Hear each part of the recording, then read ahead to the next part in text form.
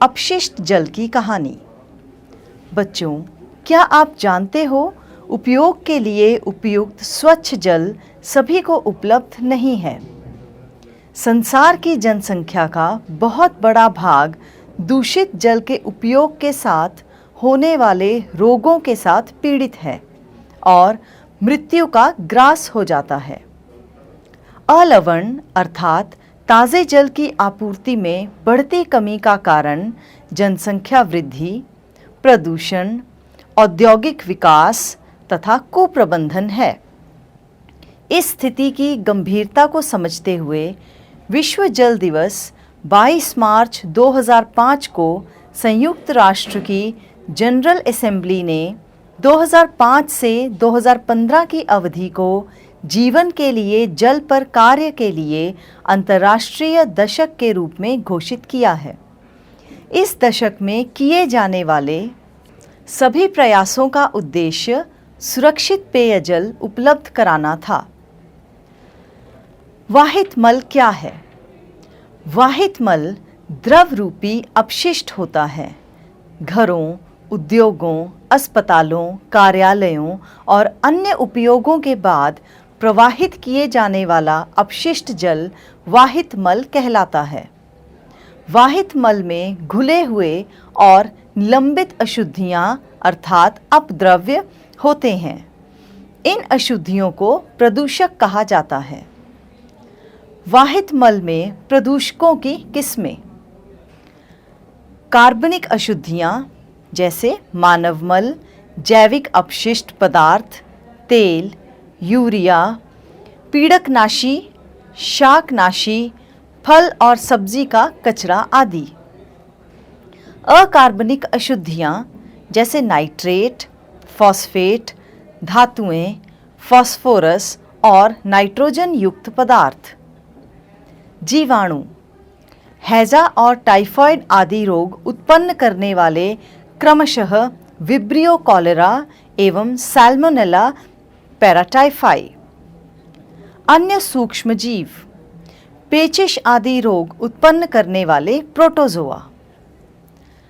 जल शोधन। बच्चों, जल शोधन क्रिया में एक परिवहन तंत्र आवश्यक भूमिका निभाती है।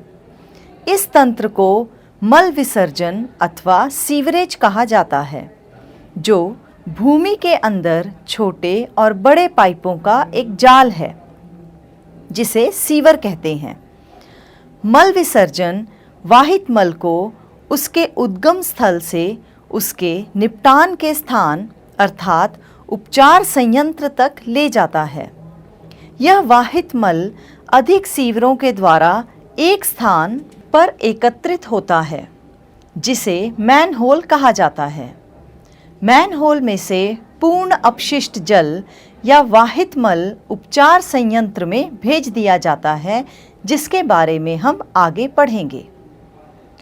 अपशिष्ट जल उपचार संयंत्र। अपशिष्ट जल उपचार संयंत्र के बारे में समझने के लिए हम एक क्रियाकलाप करेंगे।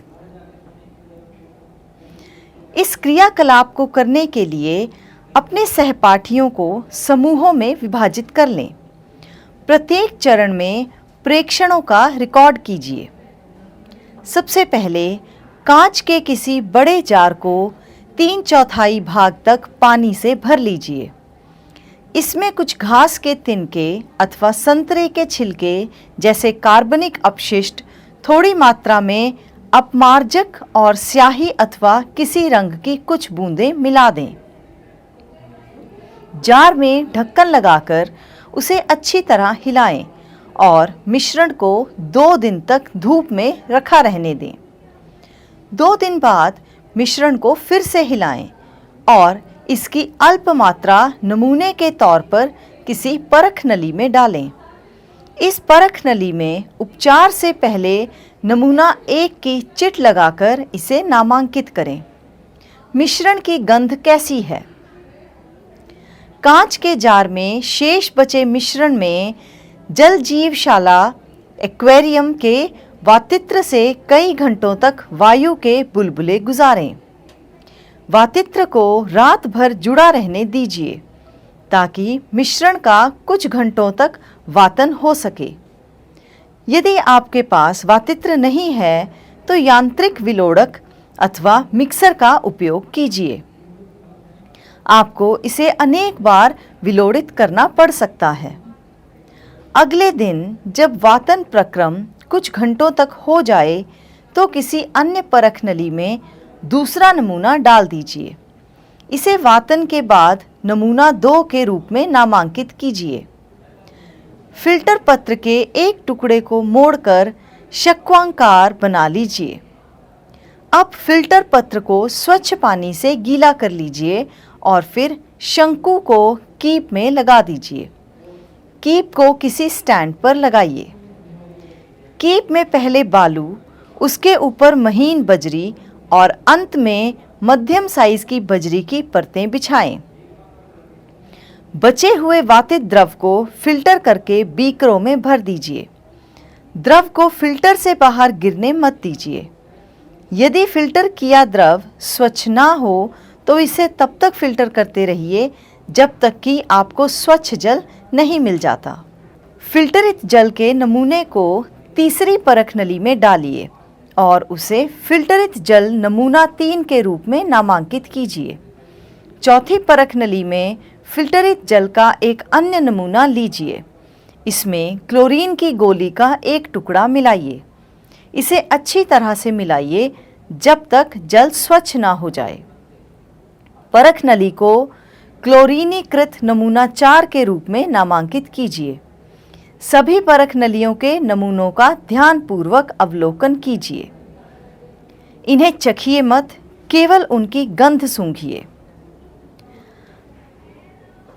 अब आप निम्नलिखित प्रश्नों के उत्तर दीजिए। वातन के बाद द्रव के रंग रूप में आपको क्या परिवर्तन दिखाई देते हैं? क्या वातन से द्रव की गंध बदल जाती है? बालू के फिल्टर द्वारा किस प्रकार की अशुद्धियां दूर हो गई थीं? क्या क्लोरीन से दूषित जल का रंग लुप्त हो गया था? क्या क्लोरीन की अपनी कोई गंध होती है? क्या यह अपशिष्ट जल की गंध से अधिक अरुचिकर होती है?